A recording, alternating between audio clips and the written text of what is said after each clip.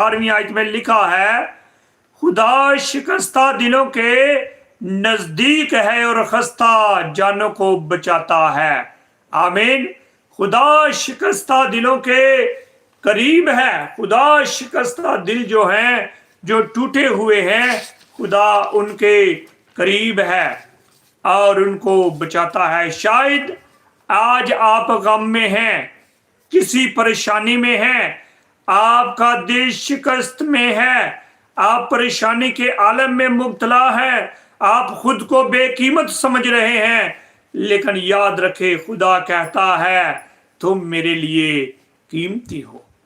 क्यों कीमती हो? क्योंकि खुदामंद पाक खुदा ने आपके लिए अपने बेटे को कुर्बान करके आपका फिदिया दिया है। आप खुदा के चुने हुए लोग हैं, आप खुदा के ब्लेसड लोग हैं, क्योंकि पतरस के खत में लिखा है